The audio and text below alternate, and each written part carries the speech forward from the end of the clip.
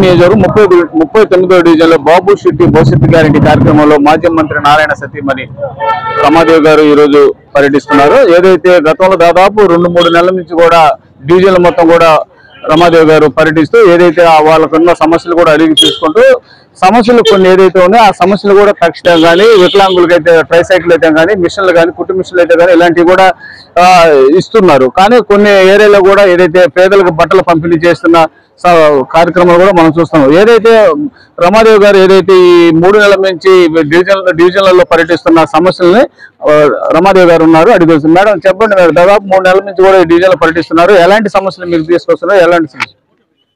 దాదాపు ఈ డివిజన్ లో 900 చిల్లర గృహాల వరకు గడప గడపకి వెళ్ళి వాళ్ళ ఫ్యామిలీని ప్రత్యేకించి మహిళల్ని కలవటం జరిగింది. వాళ్ళు ఒకటేంటంటే రోడ్లు ఆల్రెడీ వేస్తున్నారు. ఆల్రెడీ అంతకు ముందు ఏదైతే జరిగిందో అంతవరకే ఉంది. అక్కడి నుంచి ఈ 5 సంవత్సరాల్లో ప్రత్యేకించి ఎక్స్ట్రాగా రోడ్డు వేసింది కానీ లేకపోతే పార్కులు ఉన్నాయి. పార్కులు అంతకు ముందు సార్ ఉన్నప్పుడు ఏవైతే అభివృద్ధి చేసి పార్కు అనేది ప్రతి ఒక్కళ్ళకి కొంత రిలాక్సేషన్ కి ఒక పాయింట్. అందులో ఇప్పుడు ప్రతి ఒక్కరికి హెల్త్ కాన్షియస్నెస్ పెరిగింది, ఫిజికల్ గా ఫిట్ గా ఉండాలి అనుకుంటున్నారు. ప్రతి ఒక్కళ్ళు డబ్బులు కట్టి జిమ్ములకు పోయి చేసుకునే పరిస్థితి లేదు. సో కాబట్టి వాళ్ళకి పార్కుల్లో కనుక ఈ జిమ్ ఎక్విప్మెంట్ అది ఉంటే నేచర్ కి మధ్యలో ఉండి వాళ్ళు ఎక్సర్సైజెస్ చేసుకోవటం కానీ వాకింగ్ చేయటం కానీ, అదే కనుక పిల్లలు కనుక అయితే వాళ్ళు అక్కడ ఎంజాయ్ చేసేటట్టు వాళ్ళకి మెషిన్స్ అవి పెట్టడం కానీ ఇవన్నీ జరిగాయి. కనీసం వాటికి మెయింటెనెన్స్ కూడా లేదు. ఓకే, అప్పుడు సార్ ఎస్టాబ్లిష్ చేసిన దాన్ని కనీసం ఈ 5 సంవత్సరాల్లో వాటిలో ఏదన్నా కనుక రిపేర్ వస్తే వాటిని ప్రతి ఏ వస్తువు అయినా కూడాను కొంత మెయింటెనెన్స్ అవసరం. ఆ మినిమం మెయింటెనెన్స్ కూడా లేదు, చేయటం లేదు అనేది ప్రజలు మా దృష్టికి తీసుకొచ్చిన ఒక మేజర్ ఇష్యూ.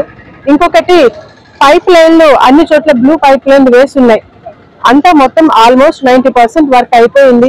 ఈ లోపలే ఎలక్షన్ కోడ్ రావటము, వాటర్ కనెక్షన్ ఇవ్వటంలో సార్ యొక్క కళ ఏంటంటే ప్రతి ఒక్కళ్ళు తాగటానికి మంచినీళ్ళు ఉండాలి, ఉండటానికి ఇల్లు ఉండాలి, సొంత గృహం ఉండాలి. ఎవరు బాడీ ఇంట్లో అలా కాకుండా సొంత గృహంలో ఉండాలి. ప్లస్ మంచినీరు తాగటానికి మంచినీళ్ళు అనేది మినిమం రిక్వైర్మెంట్. దీనికోసం సంగం బ్యారేజ్ దగ్గర నుంచి సంగం నుంచి ప్రతి ఒక్కరికి మినరల్ వాటర్ ఇంటింటికి గడప గడపకి అందజేయాలి అనేది సార్ యొక్క కళ. అది లాస్ట్ మినిట్ లో వచ్చేసరికి ఎలక్షన్ కోడ్ రావటము, ఇల్లు అన్ని కంప్లీట్ అయిపోయినాయి, టిట్కో హౌసెస్ అన్ని కంప్లీట్ అయినాయి. కంప్లీట్ అయ్యి ఒక్కొక్కరికి డిస్ట్రిబ్యూట్ చేసే సమయానికి ఎలక్షన్ కోడ్ రావటము అక్కడికి ఆగిపోవటం జరిగింది. అంతా మొత్తం రెడీ అయిన గృహాలు కూడాను ఎవరికి ఇవ్వకుండా అట్లాగే ఉంచిపెట్టున్నారు 5 సంవత్సరాల నుంచి. ఒక్కొక్క మహిళ అయితే మేము ఈ మినిమం మాకు వచ్చే శాలరీస్ కానీ లేకుంటే మాకు వచ్చే ఇన్కమ్ కానీ చాలా మినిమం ఇన్కమ్ ఉంటుంది. ఈ 5 సంవత్సరాల నుంచి మేము బాడు కట్టుకోలేకపోతున్నామమ్మా. మాకు ఒక మహిళ అయితే భర్త చనిపోయినారు, ఇంతవరకు 2 పిల్లలు ఉన్నారు. అసలే కరోనా టైము, ఈ టైంలో మాకు ఆదాయం తగ్గిపోయింది. మా భర్త చనిపోయినాడు, 9 నెలలైంది భర్త చనిపోయి, ఇంతవరకు ఆ వితంతువు యొక్క పెన్షన్ ఇంతవరకు రాలేదు. 2 పిల్లల్ని చదివించుకోవాలమ్మా. నేను రోజు వారి ఒక ఫ్యాన్సీ షాప్ కి డైలీ కూలీకి వెళ్తాను, నాకు 300 వస్తుంది. దానిలో నాకు 4,500 దాకా 4,000 దాకా ఇంటికే పోతుంది, ఇంటి బాడిగే పోతుంది. కొన్ని కరెంటు చూస్తేనేమో కరెంటు ఛార్జీలు పెరిగిపోయి ఉన్నాయి. నాకు ఈ వితంతు పెన్షన్ కూడా రాలేదు. ప్లస్ నాకు ఇల్లు అలాట్ అయ్యింది.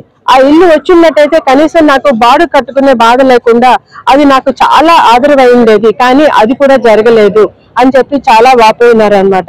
లేదు తల్లి, మనకి 2 నెలలే మనకున్న టైము. ఈ 2 నెలల తర్వాత ఖచ్చితంగా తెలుగుదేశం ప్రభుత్వం అధికారంలోకి వస్తుంది. నారాయణ సారు ఖచ్చితంగా గెలవబోతున్నారు మళ్ళీ. కాబట్టి మీకు ఇల్లు ఇవ్వటం తథ్యం, కనీసం ఈ 2 నెలలు మాత్రమే మనకి ఇబ్బందులు ఉండేది అని చెప్పి వాళ్ళకి భరోసా ఇవ్వటము అక్కడి నుంచి బయలుదేరటం జరుగుతోంది. కొంతమంది మినిమం చిన్న వ్యాపారస్తులు, తోపుడు బంధులు అలా లేకుండా ఉండి అవి కూడా మినిమం రిక్వైర్మెంట్, లేదంటే ఒక చిన్న కుట్టు మిషన్ లేదు, కాళ్ళు చేతులు సరిగ్గా లేదు, ట్రైసైకిల్, వాళ్ళు అడిగేది చాలా మినిమం రిక్వైర్మెంట్. ఆ సహాయం కూడా సార్ వైపు నుంచి జరగటం మనము చూస్తూ ఉన్నాము. ఏదైతే పేదలకి వికలాంగులకి ఏదైతే ట్రై సైకిల్ వస్తున్నాయో ఆ ట్రై సైకిల్ కూడా దాదాపు 10 సైకిల్ కూడా అడ్డుకోవడం జరిగింది. అంటే వికలాంగులకి ఇస్తే ట్రై సైకిల్ కూడా అడ్డుకున్నారు. దీని మీద అంటే ఒక మంచి కార్యం ఒకటి జరుగుతూ ఉంటే సపోర్ట్ చేయటము ఒక పద్ధతి, లేదు జరుగుతుంది కదా కొన్ని జరగలేదు అని చూడటం ఒక పద్ధతి. అలా కాదు, ప్రతి దాన్ని అడ్డుకొని వీళ్ళని ఎట్లాగైనా కూడా డిఫెండ్ చేయాలి, ఏదో ఒక రకంగా వీళ్ళని ఇది తీసుకురావాలి అన్నది కక్ష సాధింపు ధోరణి అండి. కరెక్ట్ గా చెప్పాలంటే కరెక్ట్ మాట కక్ష సాధింపు ధోరణి. ప్రతి దాన్ని అడ్డుకోవటము అనేది మాత్రమే దీన్ని అనగలుగుతాం. మాజీ మంత్రి నారాయణ కూడా నెల్లూరు సిటీలో పోటీ చేయకుండా ఉండేదని కూడా ఏదైతే హాస్పిటల్లో కూడా డ్రగ్స్ పేరుతో దాడులు కూడా చేస్తారు. మీరు ఏదైతే దాదాపు 4-5 గంటలు కూడా మిమ్మల్ని ఇంట్లో ఉంచి ఇంట్లో బీరువాలు కానీ తలుపు కానీ పాల్గొన్న పరిస్థితి. అంటే నారాయణ గారిని సిటీలో పోటీ చేయకుండా ఉండేదానికే ఇలాంటి కక్షాదింపులు అని అంటారు. భయపెట్టాలని అయిండొచ్చండి, కానీ భయపడేది ఏం లేదు కదా. అక్కడ ఏమైనా ఉంటాయి కదా భయపడటానికి, భయపడాల్సింది ఏమీ లేదు. అందువల్ల నేను ఒకదాన్నే ఉన్నాను. యాక్చువల్ గా ఆ రోజు సార్ కూడా ఊర్లో లేరు, ఒకదాన్నే ఉన్నాను. వచ్చి ఈ విధంగా అని చెప్పి అడిగినప్పుడు మనము భయపడేది ఏముంది అందులో, అలాగే మీరు చూసుకోండి అని చెప్పాము. ఆ బీరువా తాళాలు అది అసలు ఎప్పుడైనా ఎంతో కాలం నుంచి వాడకుండా ఉండే బీరువా ఉండింది, దాని తాళం ఎక్కడుందో కూడా తెలియదు. మేబీ హైదరాబాద్ లో ఉండిందేమో. ఈ విధంగా ఉంది, తాళం కావాలి అని అడిగారు.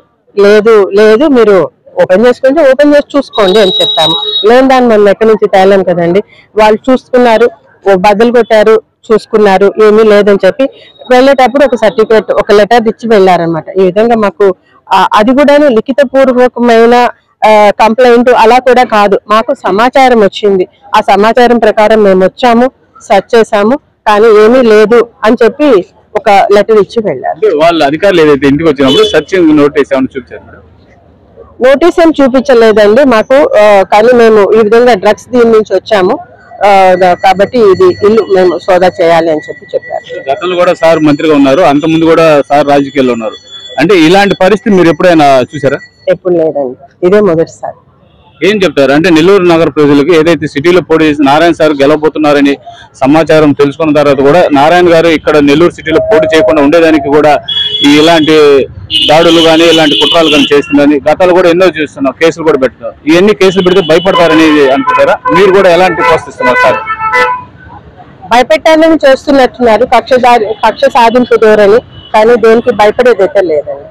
ఇది ఇక్కడ ఏదైతే మాజీ మంత్రి నారాయణ గారు సత్యమణి గారు ఉన్నారో నెల్లూరు నగరంలో కూడా సిటీలో కూడా భారీ మెజార్టీ కూడా నారాయణ గారు గెలవబోతున్నారు. అంటే సమస్య అంటే గతంలో దాదాపు 45,000 టిక్కు ఇల్లు గృహ నిర్మాణాలు నారాయణ గారు స్వయంగా ఏదైతే ఒక మహిళలకి వాళ్ళ హక్కులు కావాలి అనే దానికి కూడా మహిళలు కూడా ఇల్లు కూడా ఏర్పాటు చేయడం కూడా, కానీ ఈ ప్రభుత్వం వచ్చిన తర్వాత దాదాపు 4.5 సంవత్సరాలు కూడా ఆ ఇల్లు కూడా మహిళలు కూడా ఇవ్వట్లేదని కూడా రమాదేవి గారు అంటున్నారు. ఇంకోటి ఏంటంటే ఏదైతే మాజీ మంత్రి నారాయణ గారిని నెల్లూరు సిటీలో పోటీ చేయకుండా ఉండేదానికి కూడా మాకు ఇలాంటి దాడులు కూడా ఇలాంటి దాడులకి భయపడే పరిస్థితి లేదని కూడా అంటున్నారు. కెమెరామ్యాన్ రూప్ కుమార్ తో చిన్న NLR లైవ్ న్యూస్ నెల్లూరు.